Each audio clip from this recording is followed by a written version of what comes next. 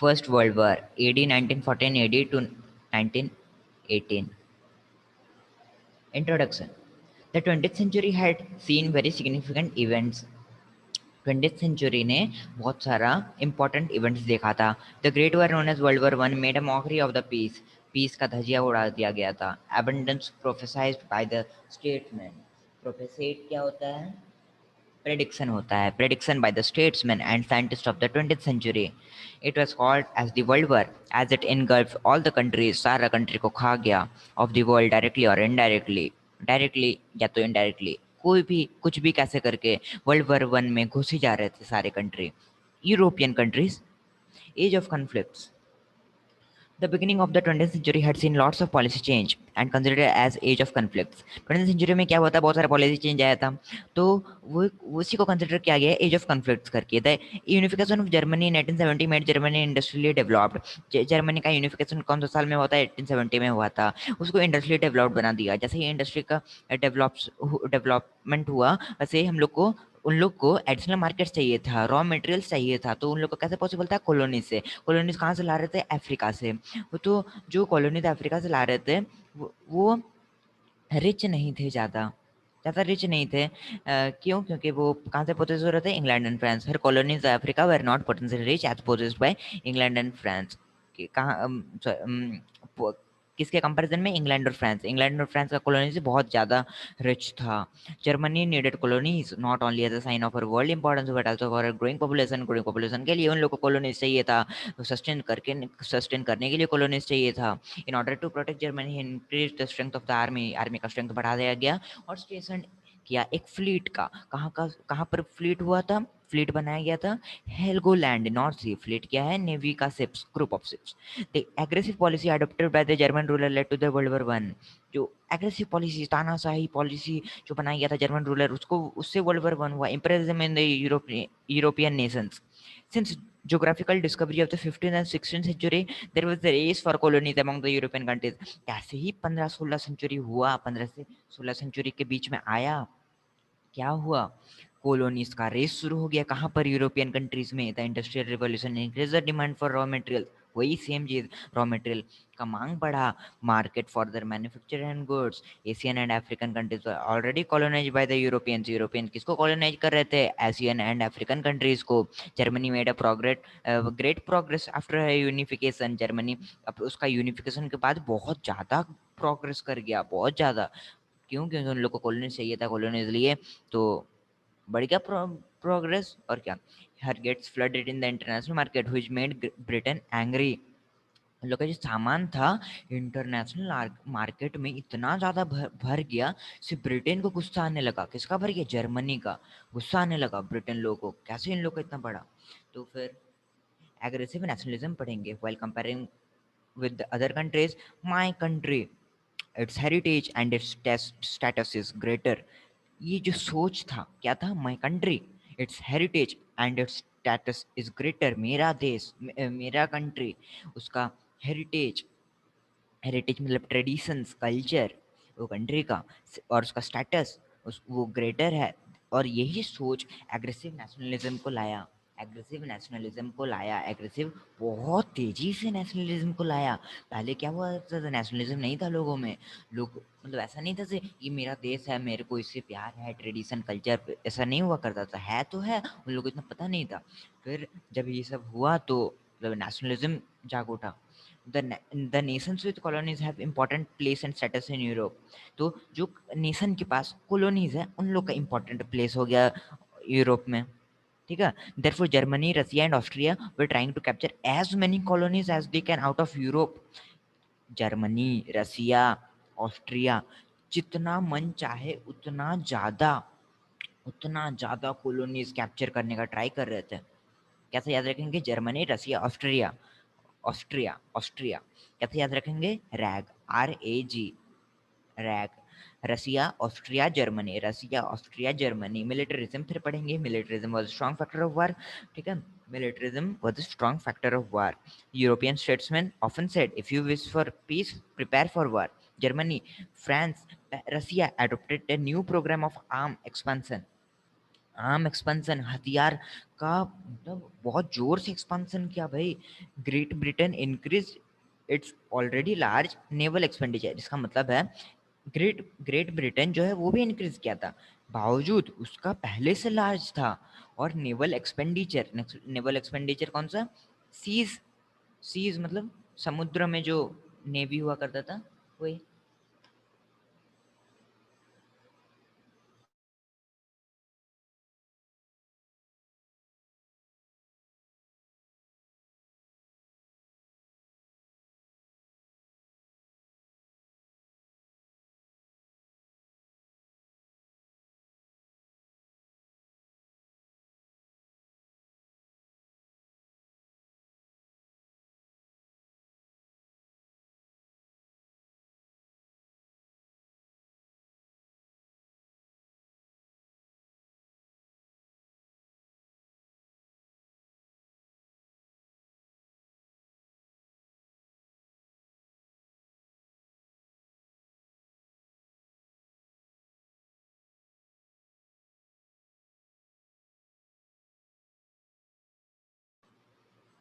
ठीक है,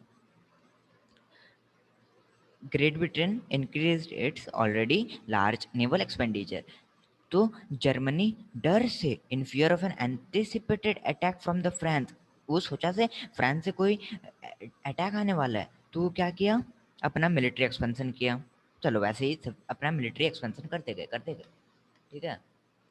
फिर आता है डिप्लोमेटिक ग्रुपिज्म। डिप्लोमेटिक ग्रुपिज्म क्या होता है? डिप्लोमेसी मतलब हाथ मिलाना लोगों से नहीं, देश से देश। तो बिस्मार्क जो थे वो चांसलर ऑफ प्रूसिया थे, चांसलर ऑफ प्रूसिया थे, इनिशिएटेड द डिप्लोमेटिक ग्रुपिज्म। कौन? पहले क्वेश्चन ही पूरा रट लो भाई। डिप्लोमेटिक ग्रुपिज्म स्टार्ट कौन ने किया था? बिस्मार्क। कौन थे? Chancellor of Prussia.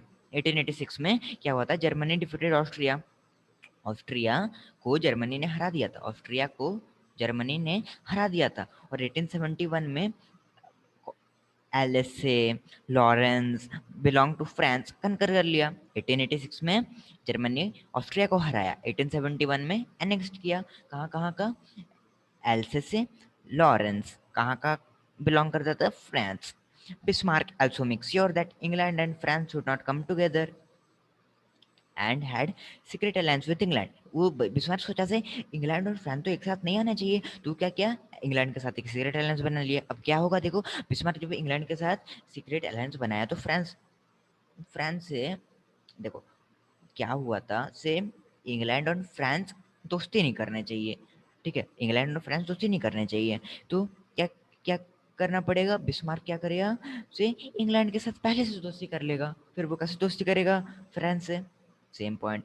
Germany also joined Italy against force, Germany भी इटली को ज्वाइन कर लिया, के साथ ज्वाइन कर लिया, किसके अगेंस्ट में? फ्रांस के अगेंस्ट में। कब? जब उन लोग के बीच में डिस्प्यूट्स था, डिस्प्यूट्स लड़ाई छोटा मोटा अनबंद regarding colonies and religious issue, Italy और फ्रांस के बीच में थोड़ा अनबंद हो रहा था। तो जर्मनी क्या किया? इटली के साथ हाथ मिला लिया। तो ये था डिप्लोमेटिक ग्रुपिज्म। डिप्लोमेटिक, हाँ, सब एक दूसरे से हाथ मिलाने लगे।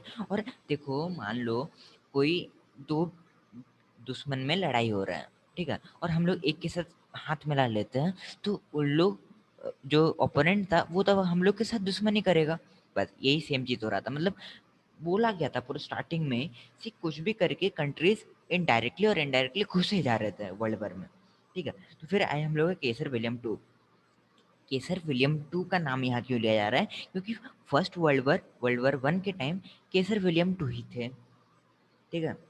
कहाँ पर थे? जर्मनी में थे। जर्मनी में क्या कर रहे थे? एम्परर थे। कहाँ के टाइम? 1888, याद कर लो पूरा, 1888, 1888, 1888 जर्मनी के एम्परर थे Kaiser William two. Germany's industrial growth rose significantly during his reign, ठीक है। जर्मनी के टाइम में पूरा इंडस्ट्रियल ग्रोथ तो मतलब जैसे तैसे हुआ है पूरा, वो बहुत ज़्यादा स्पीड, बहुत ज़्यादा high. He developed the naval force, वही सीज का। started the aggressive colonization policy, he established colonies at Africa and China, he purchased Caroline, Palau, Mariana Island from Spain to set up naval bases। क्या क्या? Africa और China में अपना colony बनाया। पहले देखो, अफ्रीका में तो पहले से था, चलो ये अभी एशिया में भी बनाया था, याद करो, तो एशिया में ही चाइना आता है, तो वही वही बोला गया। तो बोला ऐसे, अब क्या करता है Kaiser William two Caroline, Palau and Mariana island खरीदता है। कहाँ से खरीदता है? स्पेन से खरीदता है। स्पेन से क्यों खरीदता है? क्योंकि उन लोगों को नेवल बेसिस बनाना था। He got rights from empire of Turkey to build railway line from Berlin to Baghdad, लेकिन आधा अधूरा छूट जाता है। बर्लिन टू बगदाद के लिए उसको रेलवे बनाने का इजाजत मिला, किससे? Empire of Turkey. Empire of Turkey, Turkey का एम्पायर उस टाइम कौन था? ऑटोमन एम्पायर था। तो कहाँ से? Railway line from Berlin to Baghdad up to gulf of Iran, Iran का गल्फ तक, but could not complete the project due to opposition of Russia and France. फिर क्या हुआ? क्यों क्यों हुआ? रसिया और फ्रांस से अपोजिशन मिला। रसिया देखो कहाँ थे, कहाँ था? उसके नॉर्थ ईस्ट में साइड में थे रसिया। फ्रांस उसके नीचे होगा, कहीं होगा, ठीक है। तो उन लोग से अपोजिशन मिला। Division of European nation into two groups. अब देखो यूरोपियन नेशन ना दो ग्रुप में बढ़ गया। कैसे बटा? ज़्यादा नहीं पढ़ेंगे, बस शॉर्टकट में एक तो याद रख लेते हैं। यूरोपियन नेशन दो ग्रुप में बढ़ गया, ट्रिपल अलायंस, ट्रिपल एंटेंटे।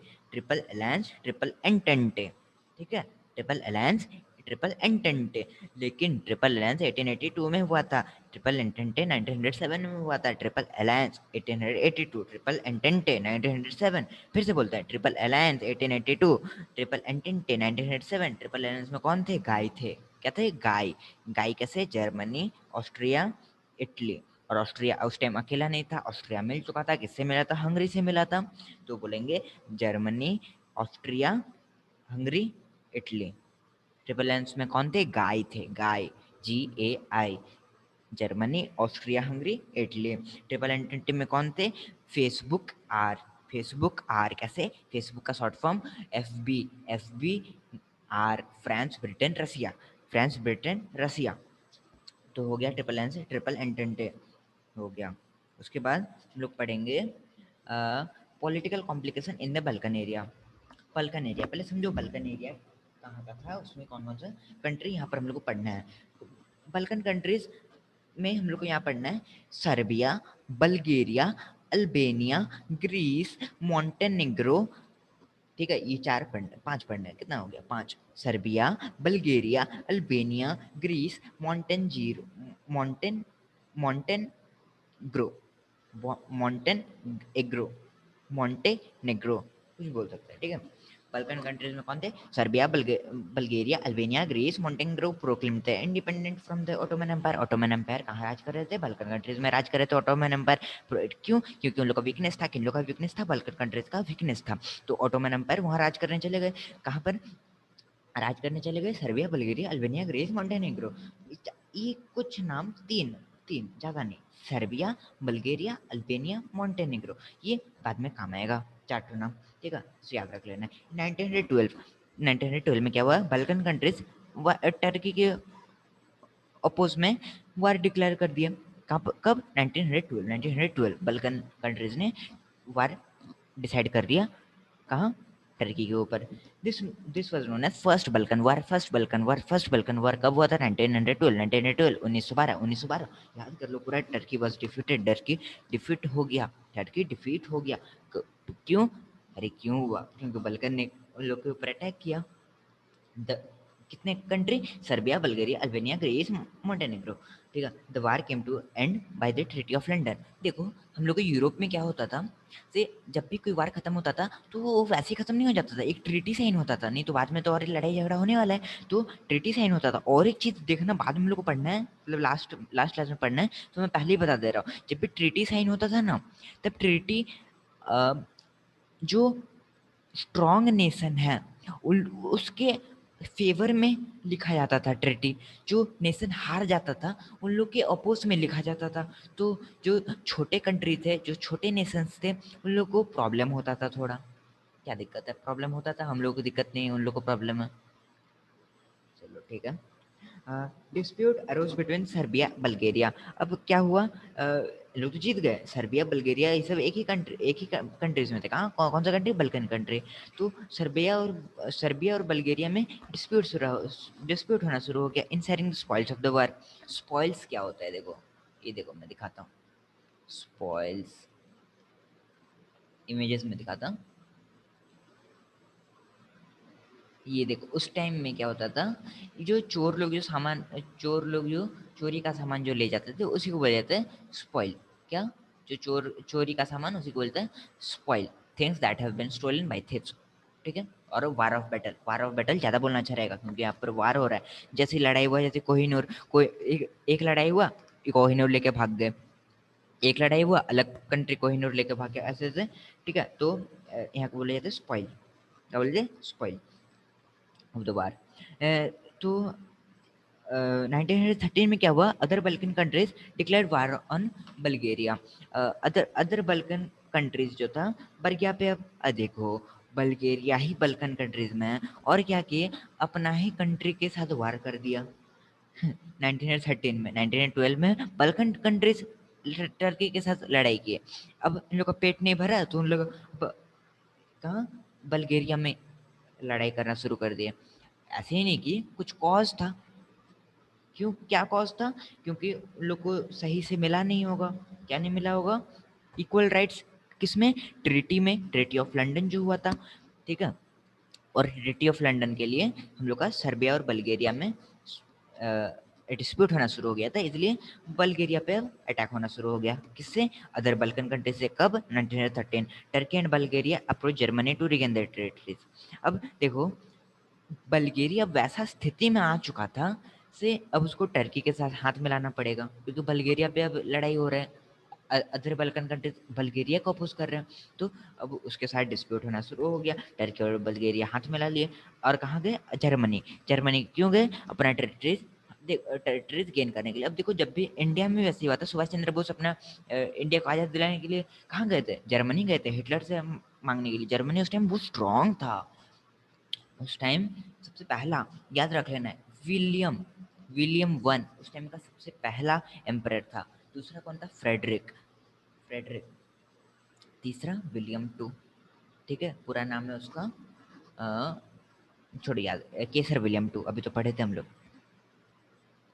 और यही वार का रिजल्ट किया, ये वार का रिजल्ट हुआ, इसी के लिए वार हुआ। अब पढ़ेंगे हम लोग cause of the first world war, ये तो पढ़ लिए। अब सबसे इम्पोर्टेंट कॉज जो था वो क्या था, देखेंगे हम लोग। देखेंगे हम लोग सबसे पहला वार का कॉज क्या था। देखो, सबसे इमीडिएट कॉज अगर कहीं भी अगर देखोगे, सबसे पहले ये मिल जाएगा, आर्कड्यूक फ्रेंच फर्डिनेंड का एसासिनेशन कौन किया था? सर्बिया का लैड। लैड मतलब यहाँ पर एक्चुअली बेटा होता है, लेकिन यहाँ पर बोला जाता है क्या, मतलब राज बेटा, जो उन लोग का राज्य में जो जन्म होता है, जो राजपूत टाइप जैसे यहाँ होता था, वहाँ पर तो राजपूत नहीं होता, क्या होता है, कुछ भी होता है, देख लेना नेट में। ठीक है। तो उन लोग क्या किए, फ्रांसिस फर्डिनेंड को मतलब खत्म, एसेसिनेशन। और उसकी वाइफ का नाम था इसाबेला, इसाबेला, इसाबेला। कब किए थे? 1914। कौन सा मंथ? जून। कौन सा डेट? 28, इसलिए बोलेंगे जून 28 1914, जून 28 1914। अब कहाँ कहाँ का प्रिंस को लटका दिए थे फांसी में? फांसी में नहीं, एसेसिनेशन किए थे। Austrian crown Prince, Austrian crown Prince Francis Ferdinand, ये फिर नाम बोले थे फ्रेंच फर्डिनेंड। ठीक है, याद कर लेना। By Serbian lad. कहाँ पर? Sarajevo, Sarajevo capital of Bosnia, capital of Bosnia Sarajevo, question आ सकता है। Capital of Bosnia Sarajevo. और यही इमीडिएट कॉज था वर्ल्ड वॉर वन का। फिर कांग्रेस ऑफ बर्लिन, बर्लिन 1878 क्या हुआ था? कांग्रेस ऑफ बर्लिन को राइट मिल गया क्या करने के लिए, सॉरी, ऑस्ट्रिया और हंगरी को राइट मिल गया to govern Bosnia and Herzegovina, Herzegovina, Bosnia और हेर्जेगोविना में राज करने का, राज नहीं सॉरी, क्या करने का, गवर्न करने का मिल गया, गवर्न करने का परमिशन मिल गया। किसे? कांग्रेस ऑफ बर्लिन से। कब मिले? 1878। और लेकिन ये नहीं बोले थे एनेक्स कर लो, लेकिन 1878 में बोला गया था एनेक्स मत करो, तुम तो खाली गवर्न कर सकते हो। क्यों हुआ होगा? अंदाजा लगाओ, क्योंकि वीक हुआ कंट्रीज, यही तो होता रहा है हम लोग हमेशा, वीक कंट्रीज को बोला जाओ तुम वहाँ राज कर सकते हो। देखो, पढ़ लेते ये ला थोड़ा। Tensions had been brewing throughout Europe specially in trouble, ये नहीं, ये a number of alliances involving European power, the Ottoman Empire, Russia and other parties had existed for years, but political instability of the Balkans, Balkans में यही सब countries. कौन था? Bosnia हेर्जेगोविना। यहाँ पर थोड़ा इंस्टेबिलिटी था, पॉलिटिकल इंस्टेबिलिटी था। तो क्या हो गया, ऑस्ट्रिया और हंगरी को मिल गया चांस बोस्निया एंड हेर्जेगोविना में गवर्न करने का। किससे मिला? कांग्रेस ऑफ बर्लिन से। कब मिला? 1878। लेकिन ये नहीं बोला गया था से एनेक्स कर लो, बट 30 साल के बाद, लोग तो चंचल थे, 1908 में 30 साल के बाद ऑस्ट्रिया एनेक्स कर लिया बोस्निया और हेर्जेगोविना को, against the congress of Berlin बोलने के बावजूद। It created rivalry between Austria, Hungary and Serbia. देखो सर्बिया, अब देखो, सर्बिया को तो गुस्सा लगेगा ना, सर्बिया को गुस्सा लगेगा, वो नहीं राज कर पाया, तो ये ऑस्ट्रिया और हंगरी के बीच में डिस्प्यूट पैदा हो गया। ठीक है, चलो। इन जून 28 1914 Austrian crown Prince Franz Ferdinand and his wife Isabella were assassinated by Serbian lad at Sarajevo, the capital of Bosnia. This was the immediate cause of World War I. पहले पढ़ चुके हैं। Austria sent an ultimatum to Serbia with humiliating terms. तो देखो, जो ये line में क्यों बोला ऑस्ट्रियन प्रिंस वाला, और एक बार, क्योंकि जब असैसिनेट किया ना उसको, तो कहाँ का प्रिंस को किया? ऑस्ट्रियन प्रिंस को किया। किससे करवाया? करवाया नहीं, कौन किया? सर्बिया के लोग, सर्बिया के लोग नहीं, सर्बिया का लैड। ठीक है, सर्बिया का लैड असैसिनेट कर दिया। तो अब देखो, अब क्या होगा? श्योरली ऑस्ट्रिया, अब ऑस्ट्रिया का प्रिंस को मारा है, तो ऑस्ट्रिया क्या करेगा? एक फाइनल वार्निंग सर्बिया को देगा विथ ह्यूमिलेटिंग टर्म्स। तो सर्बिया क्या किया? सारा अल्टीमेटम को इग्नोर कर दिया, सारा इंपॉर्टेंट फाइनल वार्निंग को इग्नोर कर दिया। और ऑस्ट्रिया क्या किया? चलो वार करते हैं सर्बिया के ऊपर, तो कांड किया है। तो 28 जुलाई 1914 में वार कर दिया, 28 जुलाई 1914 में वार कर दिया। उसी दिन 28 जून को ही, सॉरी, उसी एक महीना के बाद, देखो कितना डेट के पक्के हैं इन लोग। जून 28 में फांसी असैसिनेट किया, और 28 जुलाई एक महीना के बाद वार डिक्लेयर कर दिया। Russia moved troops to support the cause of Serbia. अब देखो, यहाँ पर हम लोग इसलिए पढ़े थे डिप्लोमेटिक रिलेशनशिप। क्या पढ़े थे? Diplomatic groupism. अब अब देखो सर्बिया पे, अब सर्बिया यहाँ पर गंदा है, यहाँ पर मान लो यहाँ गंदा कंट्री है, तब भी रसिया को तो अपना साथ तो देना पड़ेगा ना सर्बिया के ऊपर। ठीक है, और ऑस्ट्रिया किसके साथ मिला हुआ था? जर्मनी के साथ मिला हुआ था। कैसे? गाय, जर्मनी, ऑस्ट्रिया, हंगरी, और कौन थे? GAI। आई कौन था? इटली। ठीक है, इटली था ना। हाँ, इटली था। तो इटली, तो जर्मनी मिल गया ए के साथ GA, जर्मनी, ऑस्ट्रिया, और सर्बिया मिल गया रूस के साथ, रसिया के साथ SR। ठीक है, और देखो, तो एक मैटर था 2 कंट्री का, अब आ गए 4 लोग, 4 कंट्री। इसलिए ये हम लोग बोले थे से सारे कंट्री कुछ भी करके इन्वॉल्व हो ही रहे थे वार में। When Britain joined France against Germany, the first world war started. देखो 4 कंट्री मिल चुका है, लेकिन अभी भी फर्स्ट वर्ल्ड वॉर शुरू नहीं हुआ है। अब वेट हो रहा है ब्रिटेन का आने का। ब्रिटेन उस टाइम खतरनाक कंट्री था। हाँ था ही भाई, बहुत ज़्यादा इंडस्ट्रियल डेवलपमेंट हो चुका है उसमें। तो याद करो, ब्रिटेन किसके साथ मिलेगा? FBR, Facebook R। ठीक है, फेसबुक R, फ्रांस, ब्रिटेन, रसिया, और यहाँ मिल गए थे और एक कंट्री सर्बिया भी।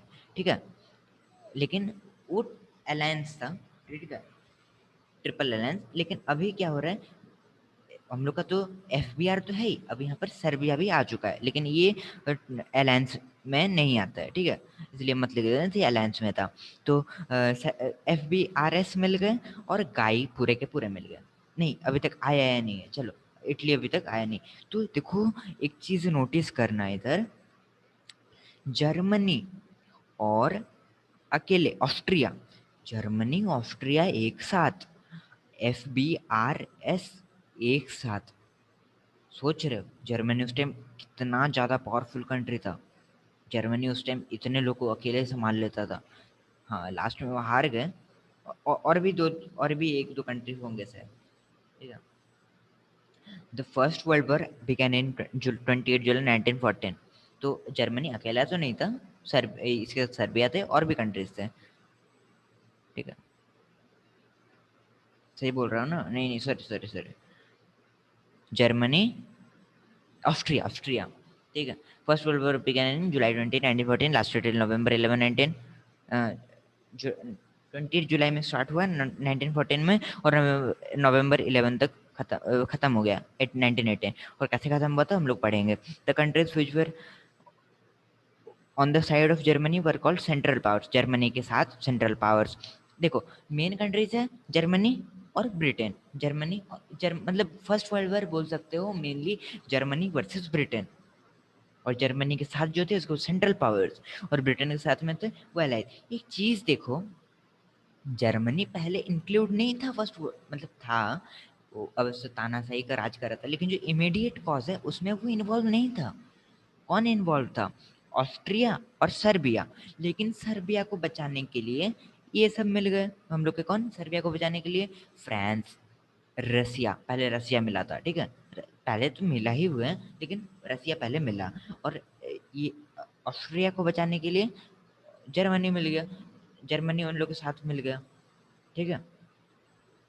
तो बोलेंगे हम लोग से the countries which were on the side of Germany called central power, और जो ब्रिटेन के साइड में थे उसको बोलते हैं एलीज, एलीज। 1917 में क्या हुआ? Germany drone merchant ship Lusitania, Lusitania करके एक शिप हुआ करता था, जो कि जर्मनी ने ड्रोन कर दिया, मतलब डुबा दिया 1917 में। कैसे डुबाया? सबमरीन से, सबमरीन की मदद से। More than 100 American died in this incident. और उस टाइम अमेरिका के प्रेसिडेंट कौन थे? यूनाइटेड स्टेट के प्रेसिडेंट कौन थे? Woodrow Wilson, Woodrow Wilson. और वुड्रो विल्सन को उससे गुस्सा आ गया। देखो अभी क्या होगा, अब जर्मनी ने ये बदतमीजी किया, तो बदतमीजी करने पर क्या होगा? अमेरिका भी अब गुस्सा हो गया, और क्या किया? जर्मनी पे अब वार कर दिया। देख रहे हो कितना कुछ कैसे रिलेटेड है सब कुछ। मतलब बदमाशी कर रहे थे भाई लोग, मतलब खुशी से रह ही नहीं पा रहे थे। उन लोग को ये करना है, उन लोग को वो करना है। जर्मनी जर्मनी क्या क्या लुसिटानिया, लुसिटानिया को डुबा डाला, ठीक है। It was the turning point of the war as allied country started to blockage of Germany. अब देखो जर्मनी शांति से रह सकता था, लेकिन उसको नहीं रहना था। तो अब क्या हुआ? देखो कौन कौन मिल गया? अमेरिका मिल गया हम लोग का, फ्रांस मिल गया, ब्रिटेन मिल गया, रसिया मिल गया, सर्बिया मिल गया, इतने कंट्रीज मिल गए। और किन लोगों के ऊपर अटैक कर दिए? जर्मनी, अ, वही जो मतलब कौन, अ, कौन थे उन लोग? अरे एक तो एलिज थे, और एक तो कौन थे?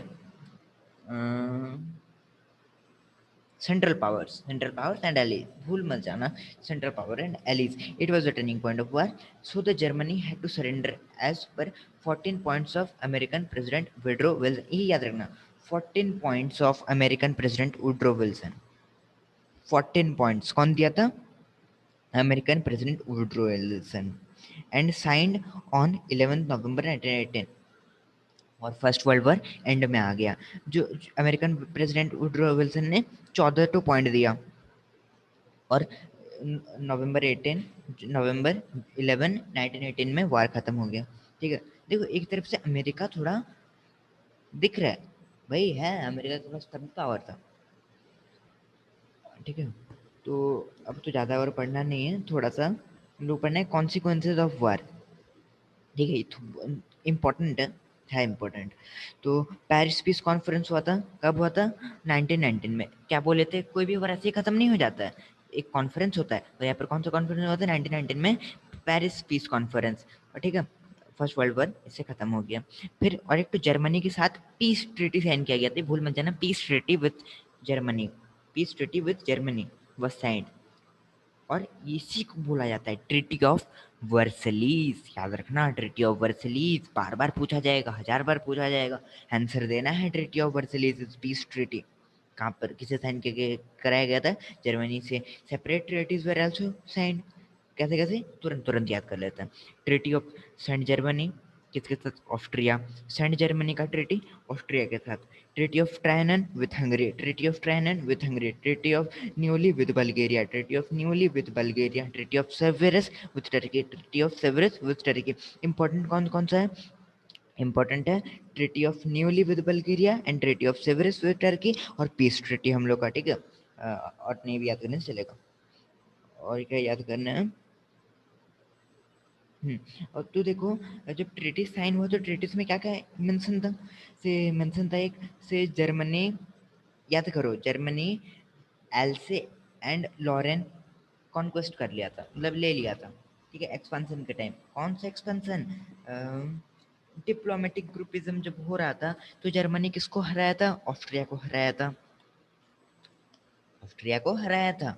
और 1871 में provinces of else and Lawrence belong कर लिया था फ्रांस से। सॉरी, हाँ, जो फ्रांस से बिलोंग करते थे उन लोगों को ले लिया था एल्से एंड लॉरेंस इन 1871। तो यहाँ पर जो कौन कर रहा था ये सब काम? ये सब काम किसके टाइम में हो रहा था? बिस्मार्क के टाइम में हो रहा था, ठीक है। बिस्मार्क जब हम लोग पढ़े थे, ठीक है। हाँ, तो अब इसको उसको लौटाना पड़ेगा। जब ट्रीटी साइन हुआ तब उसको उसको लौटाना पड़ा। तो फिर she also gave up the Saar coalfield to be occupied by France for period of 15 years. Saar coalfield भी दे दिया। फिर और क्या पढ़ना है? Monarchy was abolished in Germany, Russia, Austria and Turkey, ठीक है। ऑस्ट्रिया जो मोनार्ची था वो एबॉलिश हो गया, जर्मनी, रसिया, ऑस्ट्रिया, टर्की, यहाँ ये सब कंट्री में एबॉलिशन हो गया मोनार्की का। Republic of Austria and Hungary was recognised, city of Danzig was international. ज़्यादा नहीं पढ़ना है, बस हो गया। फिर पूरा एक बार में पढ़ लेता। The covenant of the league of nation was drawn up, huge war indemnity was imposed on Germany, her arm was reduced. Germany का आर्म रिड्यूस्ड हो गया था। क्यों? इतना ज़्यादा वो भयंकर वार चल रहा था, तो आर्मी रिड्यूस नहीं होगा? ओबियसली होगा। Germany surrender Alsace and Lorraine to France. Overseas possessions of Germany were divided into victorious nations, ठीक है, समझ लो खाली। Monarchy was abolished, Germany, Russia, Austria, Turkey. Monarchies gave place to democracies, monarchies हट के डेमोक्रेसीज मानने लगा। Republic of Austria Hungary was recognised, ठीक है, ये सब हो गया। Victorious nation force the defeated nation with यही तो था, बोले थे हम लोग पूरा लास्ट में पढ़ेंगे। क्या पढ़ेंगे? The victorious nation force the defeated nation with unfair treaties. जो डिफीटेड, जो हार गया नेशन, उन लोग के साथ अनफेयर ट्रीटीज करता था, और यही यही बीच बो दिया सेकेंड वर्ल्ड वार के लिए। Thank you.